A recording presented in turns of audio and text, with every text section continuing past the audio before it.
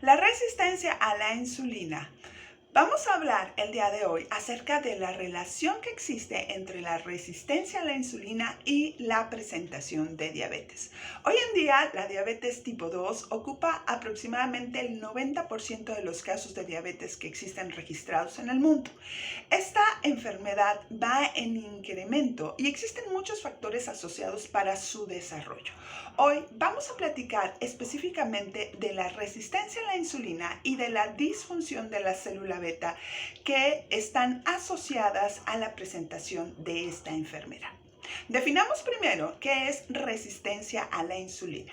La resistencia a la insulina es la incapacidad del organismo de responder a la insulina debido al almacenamiento de glucosa, lo que produce niveles elevados de glucosa. Estos niveles de glucosa elevados pueden llegar a presentarse años previos a la diabetes, inclusive hasta 10 años antes de que se diagnostique diabetes, hay presencia de resistencia a la insulina. La resistencia a la insulina es un factor de riesgo para la diabetes y una de las cosas que pueden estar asociados es el exceso de peso, la inactividad física, la mala alimentación y antecedentes familiares, entre otros. Cuando existe resistencia a la insulina, ya estamos hablando que es uno de los defectos principales de la diabetes. Estamos hablando que hay una disfunción biológica de la acción que tiene la insulina para actuar en ciertos órganos. También está asociada fuertemente a las personas que padecen obesidad, sobre todo la obesidad central. Cuando estos dos factores, la resistencia a la insulina y la disfunción de la célula beta aparecen, existe la probabilidad de que puedas llegar a tener diabetes muy temprano. Y esto es debido a que se dañan ciertos mecanismos los cuales están implicados en la regulación de la glucosa, como daños a músculos, daños a tejido graso y al hígado. Cuando existe resistencia a la insulina, puede haber una hiperglucemia crónica.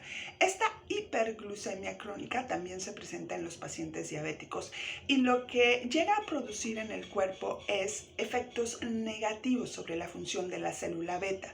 Primero porque la célula beta trata de compensar esa hiperglucemia y entonces produce mayor cantidad de insulina para que estos niveles de glucosa puedan permanecer estables, pero al paso del tiempo, cuando nosotros estamos exponiendo tanto a nuestro cuerpo a estos niveles elevados de glucosa, pues también puede haber defectos en la producción inadecuada de esta misma célula que ya no se regenera de la misma forma o incluso que la célula ya no tiene la capacidad de autogenerarse y entonces se programa para destruirse debido a que no tiene una buena función. Todo esto genera un efecto de glucotoxicidad. La glucotoxicidad son los efectos tóxicos que tiene la glucosa en nuestro cuerpo. Dañan varios órganos, pero también inducen a esta muerte de la célula. Por lo tanto, el paciente que vive con diabetes, cuando se diagnostica, la mayor parte de ellos ha perdido aproximadamente el 50% de la masa de células beta de su páncreas. Entonces, al estar con una hiperglucemia tan crónica, con sus efectos glucotóxicos, puede llegar a afectar también al tejido graso, principalmente a los adipocitos. Estos adipocitos también pueden llegar a acumularse en exceso, originando igual un daño sobre nuestras células beta del páncreas. Traducido es que tenemos niveles elevados de colesterol, sobre todo LDL, empieza a disminuir nuestro colesterol HDL y aumentan nuestros niveles de triglicéridos. Todos estos fenómenos se pueden estar ya cosechando de alguna forma en la resistencia a la insulina. Por eso es que cuando se diagnostica diabetes, la mayoría de estos mecanismos ya han ocurrido y la forma que tiene el cuerpo de compensarlos ya no es suficiente y por lo tanto vas a encontrar niveles elevados de glucosa tanto en ayuno como después de las comidas. ¿Cómo se puede diagnosticar la resistencia a la insulina?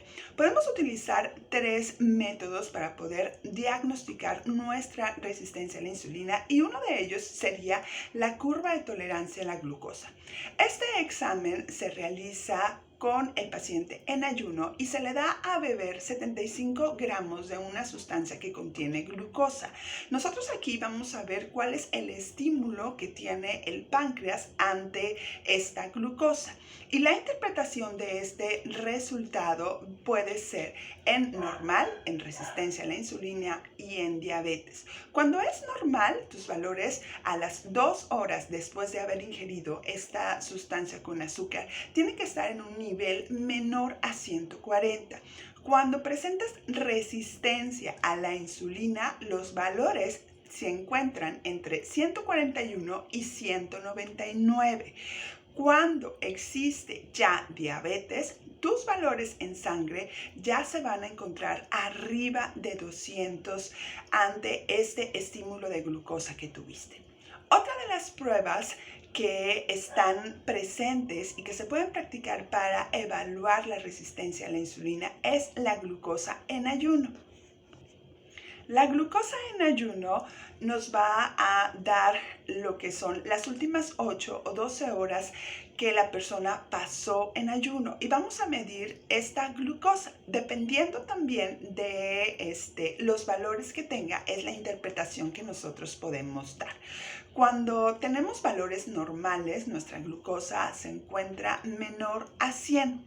Cuando presentemos una glucosa en ayuno alterada, estos valores están entre 101 y 125.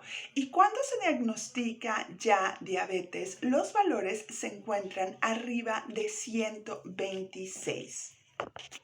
En este periodo, los valores o niveles de glucosa aún pueden ser controlados porque el organismo estimula al páncreas a que produzca mayor cantidad de insulina para poder compensar la resistencia que está presentando ante la misma insulina.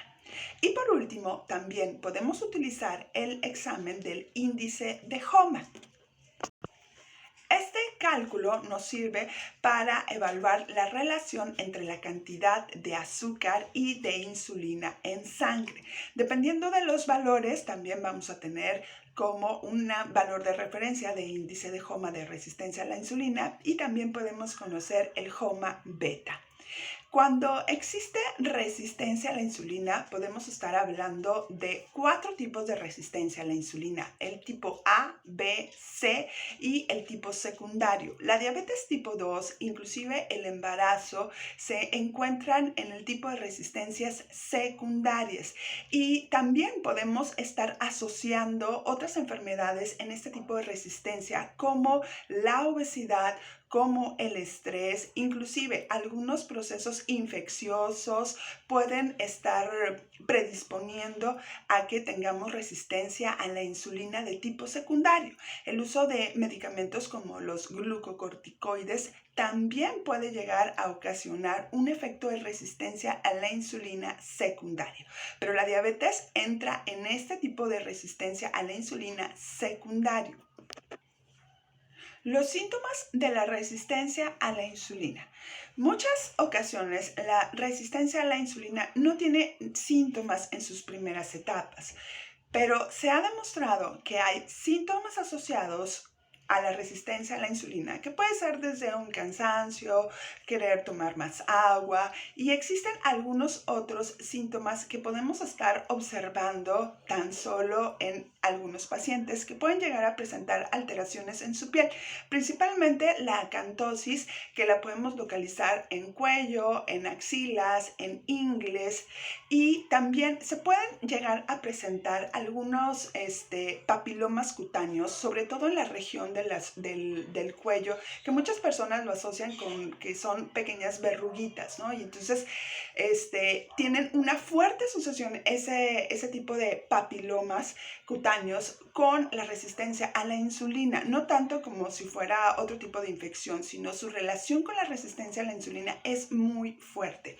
Otros síntomas dermatológicos que podemos encontrar serían el hirsutismo y también la alopecia androgénica. Ahora bien, ¿cómo se combina la resistencia a la insulina y la disfunción de la célula beta? Cuando existe resistencia a la insulina y va aumentando el tiempo, entonces va avanzando de la tolerancia normal de la glucosa a tener alteraciones en su glucosa, que pueden ser desde una glucosa en ayuno alterado o puede tener una intolerancia a la glucosa. Y después, la siguiente etapa puede llegar a ser la diabetes tipo 2. Todas estas etapas pueden llegar a ser reversibles si nosotros empezamos a actuar de una forma activa, tratando de cambiar todos los factores que pueden estar asociados a la presencia de la resistencia a la insulina. Dentro de los principales factores que están asociados a la resistencia a la insulina, pues van a ser nuestros hábitos, la obesidad, el perímetro abdominal mayor de 80 y 90 para hombres y mujeres, también el sedentarismo, tener dislipidemias o estar enfermo de hipertensión. Todas estas condiciones se asocian fuertemente a la resistencia a la insulina, pero puede llegar a mejorarse con la actuación y los cambios necesarios.